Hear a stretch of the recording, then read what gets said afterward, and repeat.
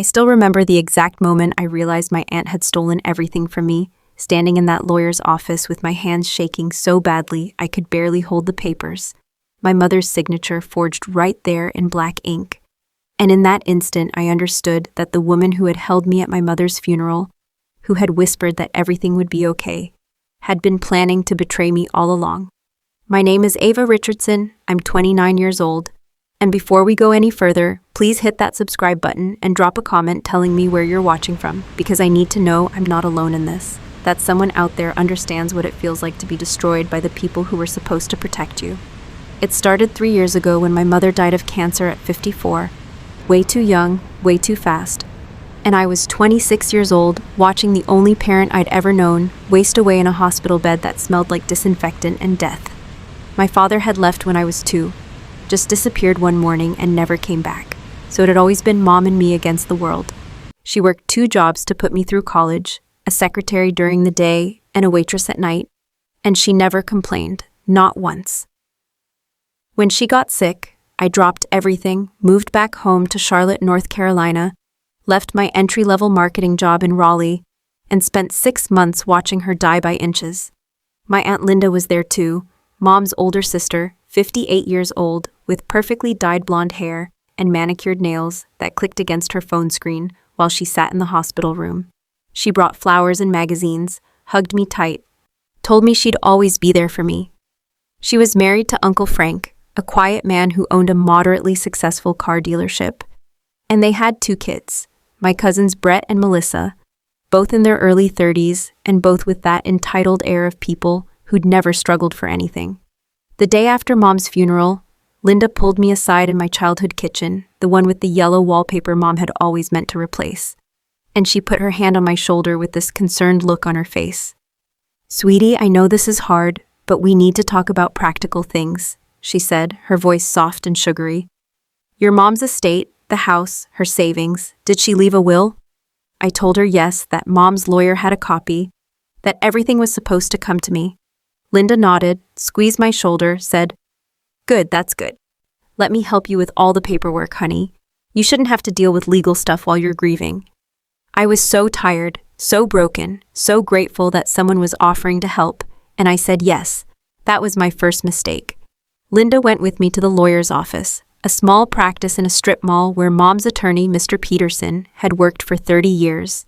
He was a kind man with white hair and reading glasses on a chain, and he pulled out the documents with this apologetic expression. "I'm very sorry for your loss, Ava," he said. "Now, regarding your mother's estate." He slid papers across his desk, and I started reading, and the words didn't make sense at first. The house, Mom's life insurance policy worth $180,000, her savings account with another $45,000, all of it was supposed to be split between me and Linda, 50-50. I looked up at Mr. Peterson, confused. "There must be a mistake," I said. "Mom told me everything was coming to me. We talked about it." He shook his head slowly. "This will was updated 6 months ago, signed by your mother. You can see her signature right here." He pointed, and there it was, Mom's loopy handwriting, the way she always made the J in Jane with that little flourish. Except something was wrong. I could feel it in my gut, but I couldn't explain what. Linda spoke up then, her voice dripping with false sympathy. "Your mom called me about this, sweetie. She was worried about you, thought you were too young to handle everything at once. She wanted to make sure someone more experienced could help manage things." I stared at my aunt, at her concerned expression that didn't quite reach her eyes. And something cold settled in my stomach. But I was grieving, exhausted, and I wanted to believe that Mom had really done this, that maybe she had worried about me. Over the next few months, Linda took control. She said we should sell Mom's house, that it was too much for me to maintain, and I was living in a tiny apartment in Raleigh anyway, trying to rebuild my life. The house sold for $320,000, and after the mortgage was paid off, there was $180,000 left. Linda said she'd handle the distribution, that everything would be fair. I got $90,000. The life insurance money went into some kind of trust that Linda said she was managing, and suddenly my aunt was making all these decisions about Mom's estate without really consulting me. I tried to ask questions, but Linda always had answers. Always made me feel like I was being paranoid or ungrateful. "Honey, I'm doing this for you," she'd say. You're young, you don't understand how complicated estates can be. Trust me." And I did trust her, because she was family, because she was all I had left. Then about 6 months ago, something happened that changed everything. I was having coffee with an old friend of Mom's, Mrs. Chen, who'd worked with her at the insurance office.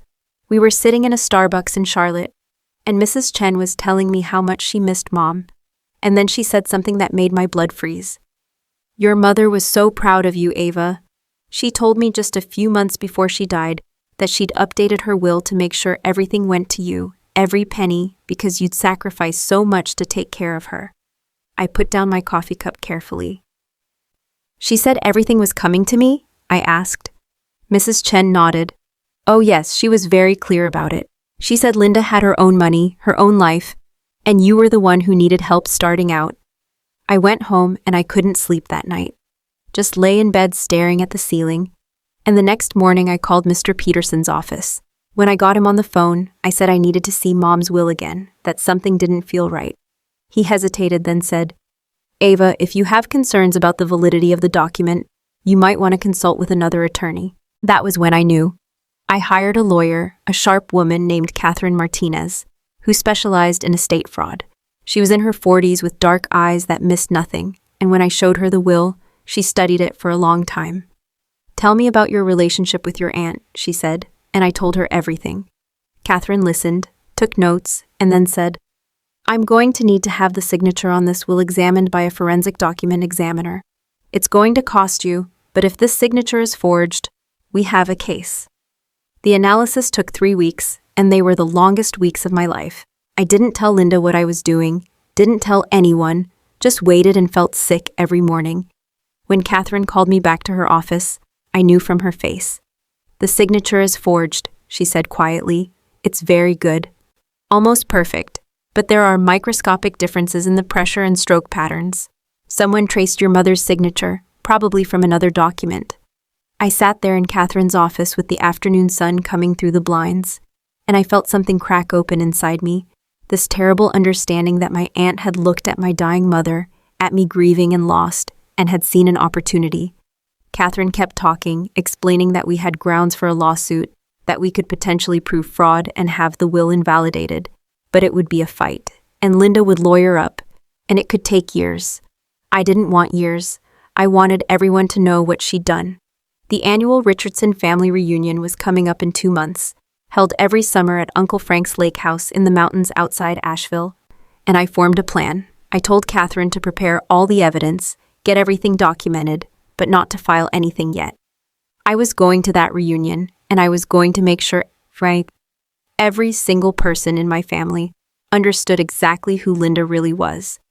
I spent those 2 months preparing, gathering copies of everything, the forged will, the forensic analysis, the original will that Mr. Peterson finally admitted he'd found in his files, marked as superseded, the one that left everything to me.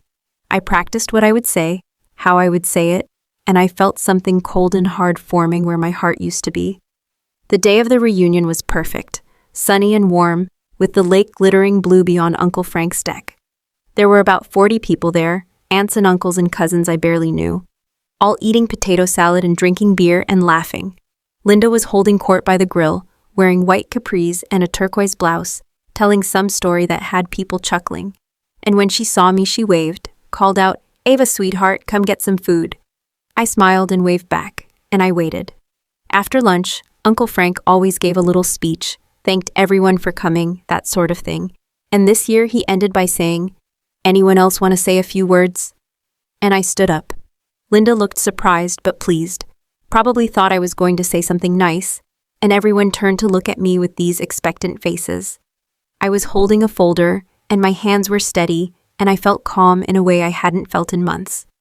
"I want to talk about my mom," I started, and people nodded sympathetically. And Linda's smile got softer. "Most of you know that she died 3 years ago after a battle with cancer. She was the best person that I've ever known, and she worked her entire life to make sure I had opportunities she never had."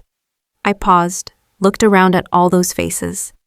When she died, she left a will that was supposed to give me everything, her house, her life insurance, her savings, all of it, because I was her only child, and because I'd spent the last months of her life taking care of her. I saw Linda's face change, saw the smile freeze and crack. But that's not what happened, I continued, my voice getting harder. The will that was presented to the lawyers split everything between me and my Aunt Linda, and I believed it was real because I was grieving, because I trusted my family, because I couldn't imagine that anyone would be cruel enough to forge a dying woman's signature to steal from her daughter. The silence was total. You could hear the lake water lapping against the dock, and Linda stood up, her face white. "Ava, what are you doing?" she said, trying to laugh. "This is crazy." I opened my folder and pulled out papers. "I had the signature analyzed by a forensic document examiner," I said, loud enough for everyone to hear. "The will you presented was a forgery. You traced Mom's signature, probably from one of the papers she signed in the hospital, and you created a fake will that gave you half of everything." People were standing now, moving closer, and Linda's face went from white to red. "That's a lie," she shouted. "That's absolutely insane. Why would I do that?" I looked right at her, and I felt nothing but contempt. "Because you're greedy," I said flatly. "Because you saw an opportunity to take advantage of someone who was vulnerable, because you thought you could get away with it." Uncle Frank was staring at his wife like he'd never seen her before, and my cousin Melissa had her hand over her mouth. I pulled out more papers, started passing them around, the forensic report. Copies of both wills, bank statements showing how Linda had controlled the estate accounts. "She took approximately $200,000 from me," I said. "Money my mother worked herself to death to leave me. Money that was supposed to help me build a life. And she did it while hugging me at the funeral, while telling me she'd always be there for me." Linda tried to grab the papers from someone's hands, and her voice went shrill. "This is slander. I'll sue you. You can't prove any of this." Catherine Martinez stepped out from where she'd been waiting by the house, professional in a dark suit, and she said in a clear voice, "Actually, we can prove all of it, and we will, in court. I'm Ms. Richardson's attorney, and we've already filed a lawsuit for estate fraud and forgery. The police have also been notified." The look on Linda's face was something I'll remember forever, this mixture of rage and fear and disbelief, like she couldn't understand how this was happening. Uncle Frank just sat down heavily on a picnic bench, and he said quietly, "Linda, tell me this isn't true." She didn't answer, just stood there shaking, and that was answer enough. People started talking all at once, some yelling at Linda, some trying to comfort me. And I just stood there feeling empty and vindicated and sad all at once. One of my older cousins, Aunt Marie, came up to me with tears in her eyes. "I'm so sorry," she whispered. "If we'd known, if any of us had known." I nodded, because what else could I say? The reunion fell apart after that, people leaving in clusters, whispering, and Linda screamed at me before she left. Called me an ungrateful bitch, said I'd destroyed the family. I looked at her and said, "You did that all by yourself." The lawsuit took 8 months, and Linda fought it with everything she had, but the evidence was overwhelming. The court invalidated the forged will, ruled that the original will was valid, and ordered Linda to return all the money she'd taken, plus interest and damages. It came out to almost $250,000 by the time everything was calculated. She and Uncle Frank had to take out a second mortgage on their house to pay it, and from what I heard, they separated about a month after the judgment came through. I got my money back, all of it, and it felt hollow and necessary at the same time. I used some of it to go back to school for my master's degree, some to start a small scholarship fund in Mom's name for students who are taking care of sick parents, and I kept the rest as a cushion, the security Mom had wanted me to have. I never spoke to Linda again, and most of the family took my side once they understood what had really happened. But some relationships were broken beyond repair, and there were people who thought I should have handled it privately, not made a scene. I don't regret it though, not for a second, because she needed to be exposed, needed everyone to see what she really was. Sometimes late at night I think about that moment at the reunion, the look on her face when she realized she'd been caught, and I feel a grim satisfaction that I can't quite call justice, but it's close enough. She took something precious from me, not just money, but trust and family and the comfort of knowing someone cared, and I made sure she paid for it in the currency she understood best, reputation and cash and public humiliation. Mom used to say that the truth always comes out eventually, and I guess she was right, but sometimes the truth needs a little help. And I'm glad I was strong enough to give it that push, to stand up in front of everyone and say this is what happened, This is what she did, and I won't be silent about it. Linda thought I was weak. Thought grief had made me easy to manipulate, but she underestimated how much my mother had taught me about fighting for what's right, and that was her biggest mistake.